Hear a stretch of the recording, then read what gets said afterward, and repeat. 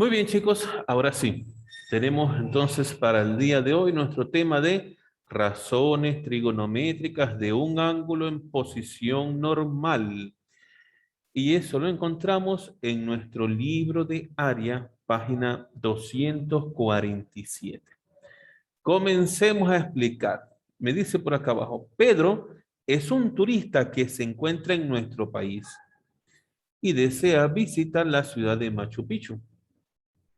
Para saber su ubicación, utiliza la función de GPS de su teléfono móvil. ¿Cuál es la forma de un par ordenado? Es la pregunta, ¿no?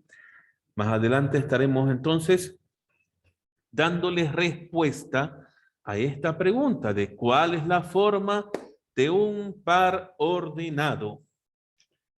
Comenzamos entonces con la definición de ángulo en posición normal, que también se puede escribir según sus siglas iniciales como PN. Posición normal, ¿no? Ángulo en posición normal. Bien, chicos, nos dice por acá. Un ángulo se encuentra en posición normal, canónica o estándar. Ok, entendamos algo acá. El hecho de que me hablen de un ángulo en posición normal o que me hablen de un ángulo en posición canónica o que me hablen de un ángulo en posición estándar, se están refiriendo a la misma definición. Eso tiene que estar claro, chicos. Tiene que estar claro esto. Que me digan ángulo en posición normal, ángulo en posición canónica o ángulo en posición estándar, se están refiriendo a la misma definición. ¿Y cuál es esa definición? Dice, un ángulo se encuentra en posición normal si su vértice coincide con el origen del sistema de coordenadas cuadrangulares. Es decir, que el origen del ángulo tiene que coincidir justo con el origen del sistema de coordenadas rectangulares. Y su lado inicial, ojo, su lado inicial se ubica sobre el sobreeje, semieje positivo de las axisas. Es decir, este es mi lado inicial. Se encuentra sobre el semieje positivo de las axisas. El lado final del ángulo se puede encontrar en cualquier parte. Es decir, que el lado final del ángulo puede estar en cualquier cuadrante. Aquí lo importante identificar para saber cuándo un ángulo está en posición normal son dos cosas fundamentales. Uno, que el origen del ángulo sea el mismo origen del sistema de coordenadas. Dos, que el lado inicial del ángulo esté en el eje de las axisas positivas, es decir, en el eje X donde están los numeritos positivos. Si cumple con esas dos características, usted tiene un ángulo en posición normal. ¿Ok?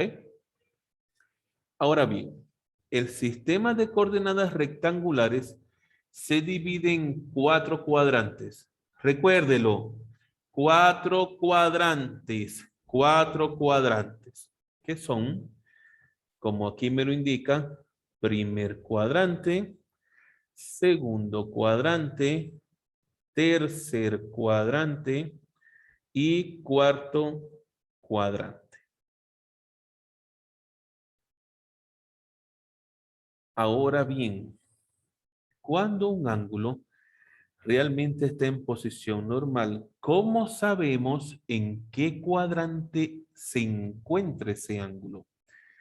El cuadrante del ángulo lo determina el lado final. Porque el lado inicial siempre va a estar en el eje positivo de las X. Ahí no vamos a poder encontrar nada más.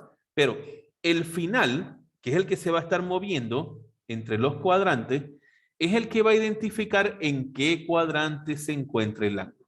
Entonces, si mi lado final está en el primer cuadrante, se dice entonces que ese ángulo pertenece al primer cuadrante. Ahora, si el lado final se encuentra en el segundo cuadrante, entonces se dice que el ángulo está en el segundo cuadrante. Si me dicen si el lado final está en el tercer cuadrante, entonces el ángulo pertenece al tercer cuadrante. Y bueno, por último, si el ángulo está en el cuarto cuadrante, entonces el ángulo pertenece al cuarto cuadrante. Pero, ¿qué quiere decir esto, profesor? De que pertenezca a un cuadrante, de que pertenezca a otro cuadrante. Bueno, ¿qué es lo que tenemos que entender aquí? Resulta ser que en tu sistema de coordenadas cuadrantales se ubican 4 ángulos cuadrantales. Recuerda que la circunferencia, cuando da una vuelta completa, son 360 grados sexagesimales, ¿sí? Imaginémonos entonces que en este sistema de coordenadas hay una circunferencia. Por aquí alrededor hay una circunferencia. Voy a tratar de pasarla. Voy a tratar. Imaginémonos que aquí está una circunferencia. No me quedó muy bien, pero bueno, ahí está la circunferencia. Si mi circunferencia inicia aquí, aquí estoy en 0 grados, ¿cierto? Pero fíjense, el ángulo que se forma acá es un ángulo recto. Quiere decir que aquí tengo 90 grados. Por lo tanto, ojo con esto. Todos los ángulos que están en el primer cuadrante pueden medir de 0 a 90 grados. O sea que puede ser un ángulo de 10 grados, puede ser un ángulo de 15, de 30, de 35, de 40. Pero pregunto, a quien lo quiera responder, ¿un ángulo en el primer cuadrante podrá medir 95 grados? No. No, porque el primer cuadrante solamente llega hasta 90 grados. Entonces, hasta allí. Hay un límite. Si a mí me dicen que un ángulo está en el primer cuadrante, ya yo tengo que saber que ese ángulo está entre 0 y 90 grados. ¿Ok? Bien. Si continuamos, fíjense que aquí también se forma un ángulo de 90, ¿verdad? Y 90 que tenía aquí. Entonces, si el ángulo llega hasta este extremo, es un ángulo llano de 180 grados. Quiere decir entonces que si el ángulo está en el segundo cuadrante, escuche bien, ángulo en el segundo cuadrante, ese ángulo puede medir de 90 grados a 180, pero no puede medir más de 180, ni menos de 90, porque si están especificando que está en el segundo cuadrante, esas son sus medidas. Entonces puede medir 90 grados, 90 grados no, 91 grados, 92, 93, no sé, 100, 110, 115, 130, 180, pero ¿puede medir más de 180 si está en el segundo cuadrante? No puede. ¿Puede medir menos de 90 si está en el segundo cuadrante? No puede, porque si mide menos de 90, está en el primer cuadrante. Y si mide más de 180, ya salió del segundo cuadrante. Eso lo tienen que entender y tiene que estar claro. Siguiente ángulo, mire, aquí hay 90, 90, aquí también hay 90. Ah, entonces aquí hay un ángulo de 270 grados. Por lo tanto, si este es mi tercer cuadrante, eso quiere decir, queridos chicos, que un ángulo que se encuentra en el tercer cuadrante mide entre 180 grados y 270 grados. ¿Ok? Ese ángulo está comprendido allí, entre 180 y 270 grados. Allí estaría comprendido.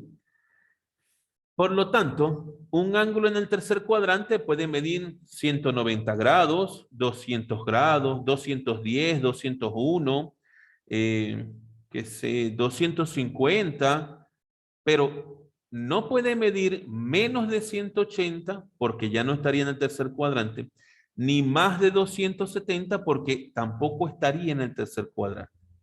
Tienen fronteras, ok, entiéndanlo así, hay como fronteras, ¿no?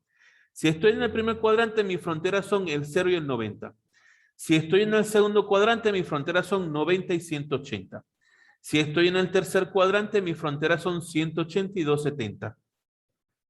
Y si estoy en el cuarto cuadrante, entonces aquí le sumamos 90 más y nos daría aquí 360.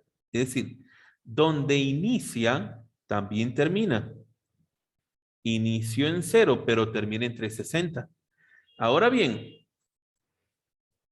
un ángulo en el cuarto cuadrante, sus medidas pueden ser entre 270 y 360 grados. No puede ser menos porque ya no es del cuarto cuadrante, ni puede ser más porque ya dejaría de ser del cuarto cuadrante. Cuarto cuadrante va de 270 a 360. Ahí está el ángulo del cuarto cuadrante. Bien, vamos a continuar entonces. Ojo, recordemos, ángulo en posición normal. Para que sea un ángulo en posición normal, el origen del ángulo tiene que coincidir con el origen del sistema de coordenadas. El lado inicial del ángulo tiene que coincidir con ¿quién? Con el eje de las abscisas, es decir, el eje de las X positivo. Ese tiene que ser su lado inicial. Bien, hablemos ahora de lo que es el radio vector. Se conoce como radio vector el segmento orientado que une el origen de coordenadas con un punto cualquiera del lado final de un ángulo en posición normal. Repito, segmento orientado que une el origen de coordenadas con un punto cualquiera del lado final de un ángulo en posición normal. La longitud del radiovector siempre será de valor positivo. Ok, a ver, a ver, a ver. A ver si lo entiendo, profesor. Tengo un sistema de coordenadas. Y en este sistema de coordenadas tengo un ángulo en posición normal que inicia en el eje de las X, así como lo estoy indicando, y que su lado final está en este punto. Por allí pasa el lado final de ese ángulo. ¿Qué será el radiovector? Ah, el radiovector me está diciendo que es un segmento orientado que parte del origen, que pasa por ese puntito,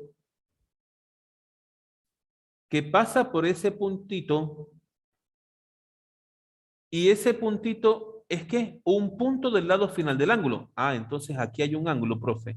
Sí, ahí hay un ángulo, mira, ve. Ahí hay un ángulo.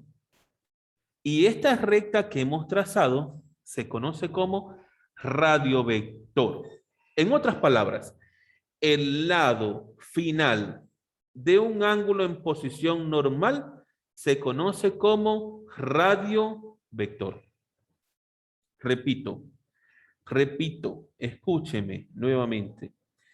El lado final de un ángulo en posición normal se conoce como radiovector. Radiovector. No lo olvide, por favor. No lo olvide. Por lo tanto, si yo quiero calcular el valor del radiovector, yo necesito conocer las coordenadas de este punto. Y sus coordenadas son X y Y, que se conoce como par ordenado. Oye, profe, le estamos dando respuesta a una pregunta que estaba por acá. ¿Cuál es la forma de un par ordenado? Aquí le dimos respuesta. Mira, su forma es esta. Valor para el eje X y valor para el eje Y. En ese orden, primero X, después Y. Primero X, después Y. Primero X, después Y. Ok. Como conozco las coordenadas, imaginémonos que las coordenadas de este punto son para X 3 y para Y es 4. Y yo quiero calcular, ojo, escúcheme, que yo quiero calcular el radio vector. Quiero calcular el radio vector. ¿Qué tengo que hacer para calcular el radio vector? Usar esta pequeña fórmula que aparece acá. ¿Cómo la vamos a aplicar? Explico, coloco radio vector será igual raíz cuadrada ¿de quién? Del valor de x al cuadrado. ¿Ok? ¿Cuál era mi valor de x? El 3, ¿verdad? Entonces coloco por acá 3 al cuadrado más el valor de y, que es 4, al cuadrado. Entonces seguimos resolviendo. R será igual. Abrimos la raíz cuadrada. 3 al cuadrado, 9. Más 4 al cuadrado, 16. Sigo resolviendo. Me quedará que el radio vector será igual a la raíz cuadrada de 25. ¿Y cuál es la raíz cuadrada de 25? 5. Quiere decir entonces que el radio vector, el módulo, es decir, la medida de ese radio vector es 5. ¿Ok? Esa es su medida. Su módulo es 5. Bien. ¿Estamos claros hasta acá, no? Sabemos que un ángulo en posición normal es aquel que tiene su origen en el origen del sistema de coordenadas cuadrantales.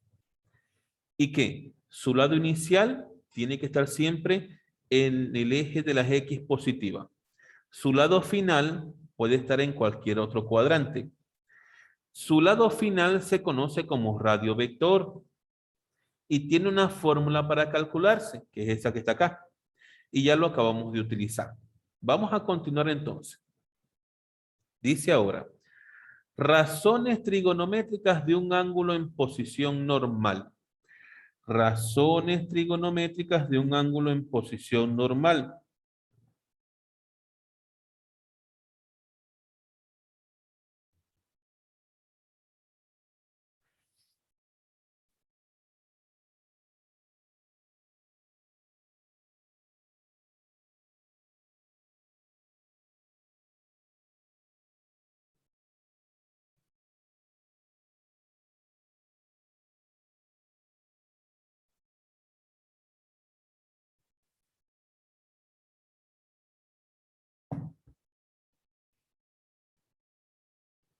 Ok.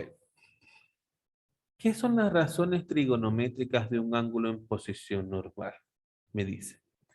Para calcular las razones trigonométricas de un ángulo en posición normal, solo se necesita conocer las coordenadas de un punto de su lado final y la longitud del radio vector. Ok. Bueno, interesante, ¿no? Si conozco entonces el radio vector y conozco los valores de un punto del lado final, entonces yo puedo conocer las razones trigonométricas de ese ángulo. Y usted se preguntará, ¿y cómo será eso, profesor? Bueno, mire, es que resulta ser que cuando usted ubicó el punto P, fíjese lo que pasó. Usted tomó un valor en Y y lo prolongó, ¿no? Hasta que consiguió el punto. Y lo mismo sucedió aquí en X, ¿no? Prolongó y usted ubicó el punto P. Pero oiga, mire, qué curioso. Si yo termino de trazar esta línea junto con esta de acá y el radio vector, oiga, eso se parece a una figura geométrica que yo conozco, ¿verdad? Eso es un triángulo rectángulo. Ah, y en el triángulo rectángulo, por ejemplo, ¿quién es el seno del ángulo alfa? Entonces ahí me recuerdo de una palabra que me enseñó mi profesor, SOHCAHTOA. SOHCAHTOA. ¿Quién es el seno? ¿Quién es el seno? El seno por SOHCAHTOA viene a ser cateto opuesto entre hipotenusa. Ok, pero veamos algo curioso. Mire, mire, mire. Présteme atención aquí en el triángulo. Présteme mucha atención. Si aquí está alfa, su cateto opuesto es el que está al frente, ¿verdad? Y la hipotenusa, mire quién es la hipotenusa. El radiovector es la hipotenusa. Ah, entonces por aquí escribo, el radiovector es la hipotenusa. ¿Quién va a ir aquí arriba? El valor del cateto opuesto. ¿Qué medida tiene este cateto opuesto? Usted no se da cuenta que este cateto opuesto es justamente paralelo al eje Y. Y que tienen, mire, tienen la misma distancia. ¿Se dio cuenta? Ah, entonces quiere decir que este cateto opuesto es el valor en Y. Ah, profesor, entonces el seno será ordenada, es decir, el valor de Y entre el radiovector. Por supuesto, chicos, así sería. Pero, ¿qué pasa si quiero conocer el coseno, profesor? Bueno, fíjese, coseno de alfa. ¿Quién es el coseno? Según la palabra SOHCAHTOA, ¿quién es el coseno? El coseno sería cateto adyacente. Ah, adyacente. Es decir, el de acá abajito, ¿no? Entre la hipotenusa. Ya, pero la hipotenusa es el radiovector. Eso lo sabemos. Pero ¿y quién es el cateto adyacente? Observe que el cateto adyacente, ¿quién es este cateto? Ese no es el eje Y. Este de aquí abajo es el eje Y. Es decir, la medida, perdón, ese es el eje X. La medida del eje X es mi cateto adyacente. Ah, entonces aquí el coseno será X entre el radiovector. ¿Y quién es la tangente según SOHCAHTOA? La tangente me dice que es opuesto entre adyacente. Ah, pero el opuesto es Y. El opuesto es Y. Y el adyacente es X. Y listo, ahí lo tengo. ¿Se da cuenta entonces cómo obtenemos las razones trigonométricas de un ángulo en posición normal? Tiene que ver realmente con sus valores en las coordenadas X y Y. Por ejemplo, bueno, ahí tenemos las principales, ¿no? Seno, coseno, tangente. Ahora bien, si yo quiero las inversas, la inversa del seno es la cosecante. Cosecante de alfa, ¿quién será? Bueno, invierto el seno, ¿verdad? Porque si es la inversa, es que lo tengo que invertir. Ah, entonces, la R que estaba abajo, ahora está arriba. Y la Y que estaba arriba, ahora está abajo. Listo, esa es la cosecante. Ah, eso quiere decir que si yo quiero la inversa del coseno, que es la secante de alfa, esto será igual a invertir el coseno, es decir, R entre X. Eso precisamente es, chicos. Solamente invertirlo. Qué fácil, ¿no? Qué fácil salió. Y la cotangente, entonces, ¿cómo sería? ¿Quién me dice cómo hago la cotangente? X entre Y. Lo único que tengo es que invertir X entre Y. Y de esa manera, entonces, tengo todas las razones trigonométricas de un ángulo en posición normal. Acá están, miren. Aquí las tienen ustedes todas. Solo que yo expliqué de dónde salieron. Resulta ser que salieron porque se forma un triangulito y de ese triangulito se toman las medidas. Ok, interesante. Vamos a ver un ejemplo. Voy a borrar por acá. Quiero que veamos este ejemplo.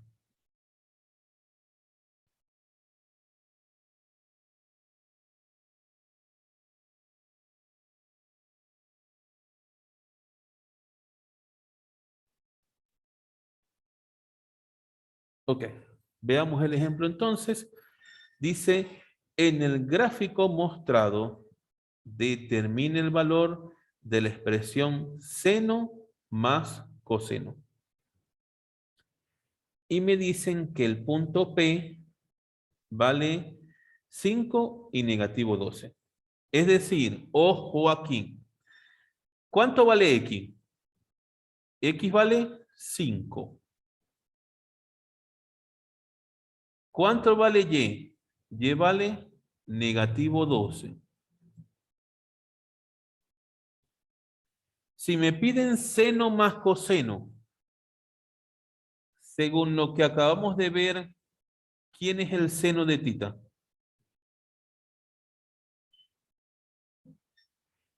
Un minuto, chicos, por favor. Muy bien, nos quedamos entonces que, por ejemplo, para calcular el seno, lo escribimos por acá abajo. Y entre R, ¿no? Allá. Aquí sería Y entre R.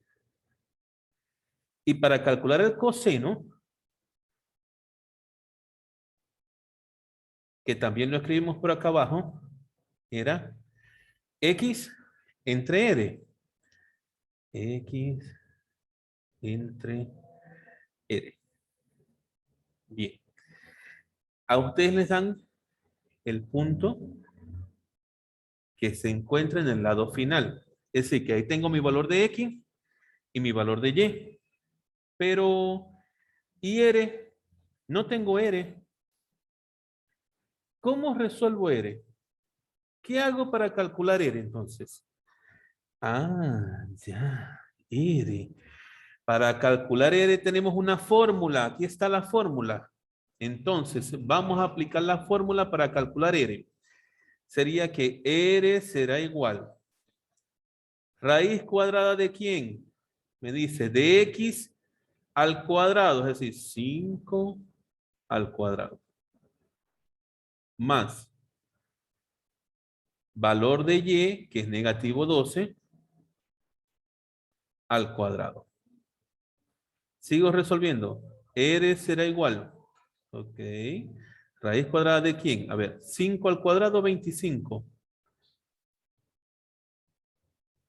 Más negativo 12 al cuadrado es 144 positivo. Porque recuerden que todo número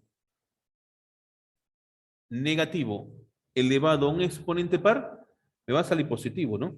Ya. Ahora sumamos. R será igual a la raíz cuadrada de ¿quién? De 25 más 144. Eso es 169. Por lo tanto, R es igual a 13. Ok, ya tenemos el valor de R. Ahora sí podemos reemplazar. ¿Quién será el seno? El seno me dice que es Y entre R. Ah, pero Y es negativo 12 y R es 13. ¿Y quién es el coseno? El coseno me dice que es X, que sería 5, entre R, que sería 13. ¿Y qué me pide el ejercicio? Que lo sume. Vamos a sumar. Negativo 12 treceavos más 5 treceavos. Nos damos cuenta de que es una suma de fracciones homogéneas, porque los denominadores son iguales. Es decir, que en el resultado conservo el denominador y sumo los numeradores. Pero, momento, que los numeradores tienen signos distintos. Ah, entonces no se suman. Se restan porque tienen signos distintos. ¿Ok?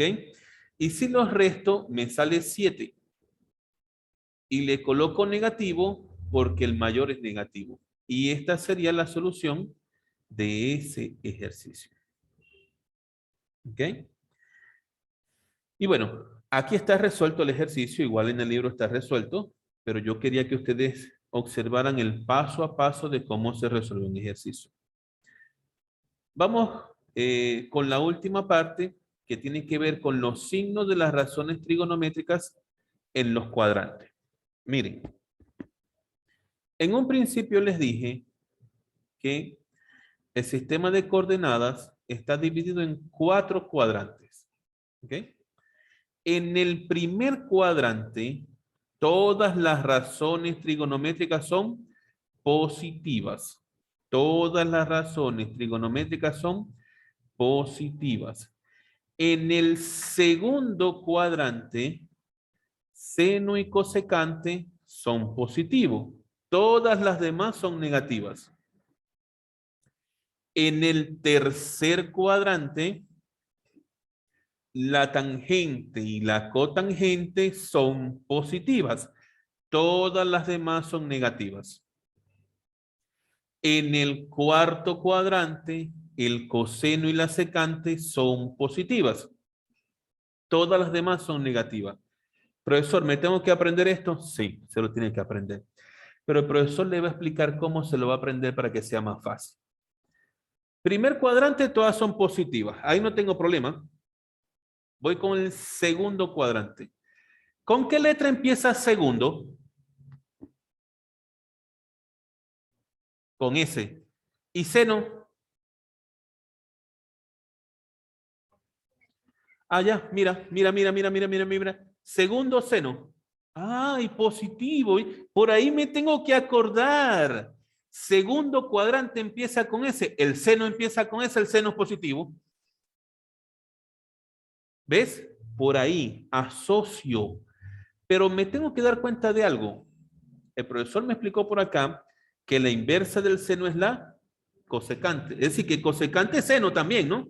Viene del seno. Y el seno empieza con S. Por eso es que ellas dos son positivas. ¿Ya? Ahora fíjense, tercer cuadrante. ¿Con qué letra empieza tercer? Con T. Entonces, por la asociación que ya lo expliqué anteriormente, ¿quién tendría que ser positivo en el tercer cuadrante? Porque empieza con T. Tangente porque empieza con T. ¿Y quién es la inversa de la tangente? Cotangente. Entonces, ella también es positiva. Las demás negativas. Y en el cuarto cuadrante, ¿con qué letra empieza cuarto?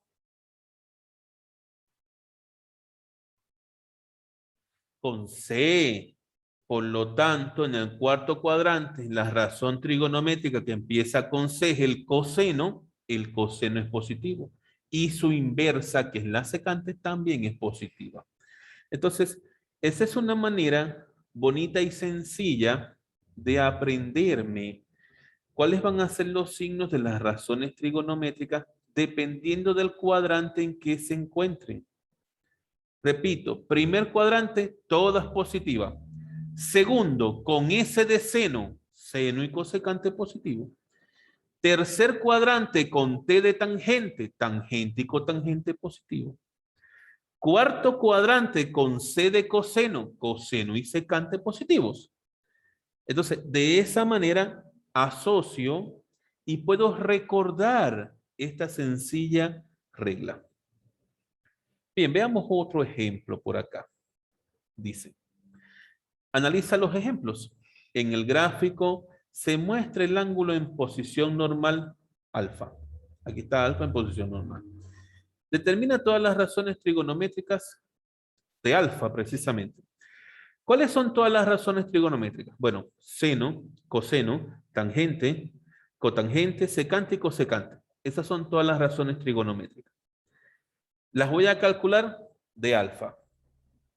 Pero para calcular las razones trigonométricas necesito el punto, porque ahí voy a tener el valor de X y el valor de Y. Pero necesito también el valor de R. Ya de una vez tengo que saber que necesito el valor de R. Entonces, ¿cómo voy a calcular R? También para que lo hagamos más rápido, ¿ok? Lo que quiero es que aprendemos rapidito. X cuadrado y Y al cuadrado. Lo sumo y le saco la raíz cuadrada. Listo. 3 al cuadrado, 9. 4 al cuadrado, 16. 9 más 16, 25. Raíz cuadrada de 25, 5. Aquí está. Miren, más rápido. Hay que ir al toque. Ya tengo R. Entonces, ya tengo el valor de X, que es negativo 3. Ya tengo el valor de Y, que es 4. Y ya tengo el valor de R, que es 5. Si me piden las razones trigonométricas, ¿qué tengo que hacer? A ver, ¿quién me dice qué es lo que tengo que hacer? ¿Qué hago con esos números?